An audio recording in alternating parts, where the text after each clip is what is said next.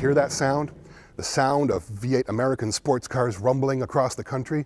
Well, that sound is about to get a lot less common than it has been in the past because the V8 muscle car is going away. We've already heard about the death of the V8 Dodge Challenger. It's only got one more year of production left.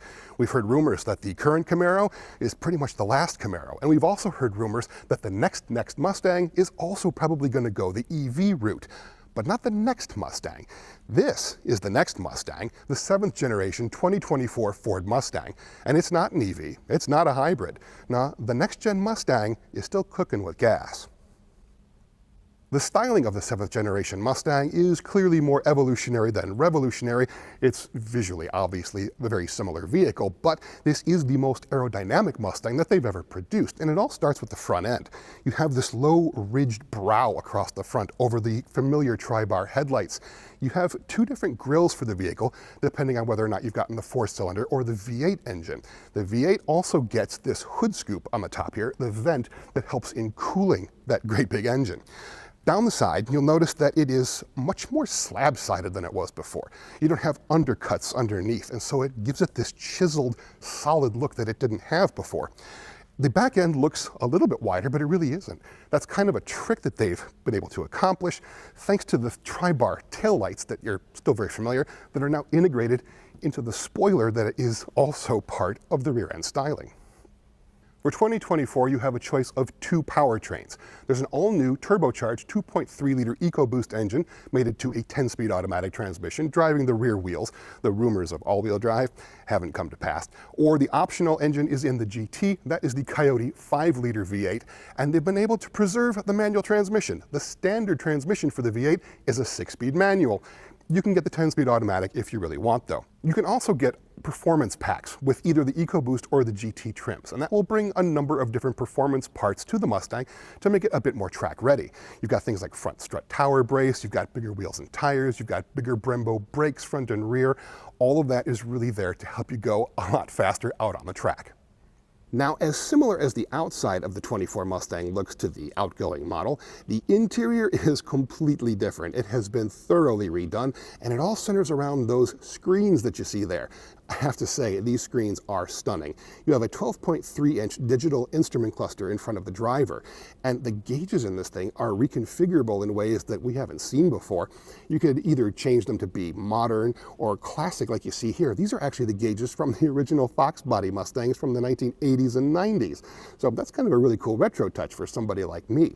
Next to it, you have a 13.2-inch touchscreen, which, when you combine it with the other one, is all behind one large curved piece of glass for a really cool, seamless look to it.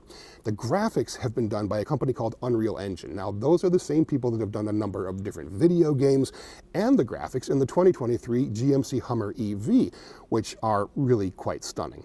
Here, they're just as good. They're clear, they're crisp. It looks like you're actually playing a video game when you're changing some of the aspects of the Mustang, like the steering feel or the different drive modes. It creates an actual animation in the screen that just looks fantastic. Now, there are a couple of interesting features about the 24's interior as well. First, there are no climate control buttons or radio buttons. There is a volume knob and a power knob, but everything else has been integrated into that touchscreen. Ford says that Gen Z and millennials are perfectly cool with that. Well, I guess we're going to see, aren't we? There are some interesting things up top. There are USB ports now in the overhead area.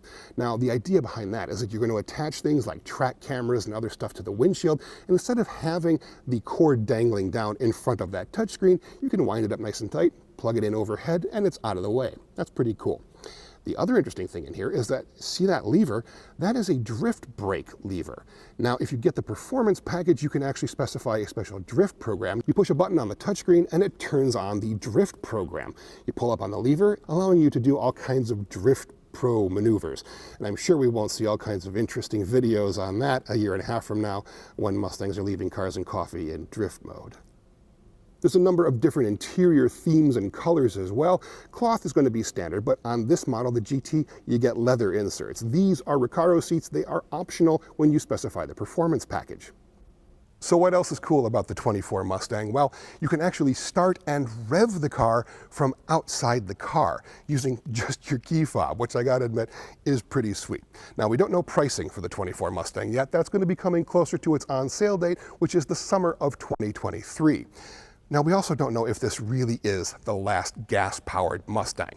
But you know what? If it is, I gotta say, Ford has really created something cool for the fans of fuel.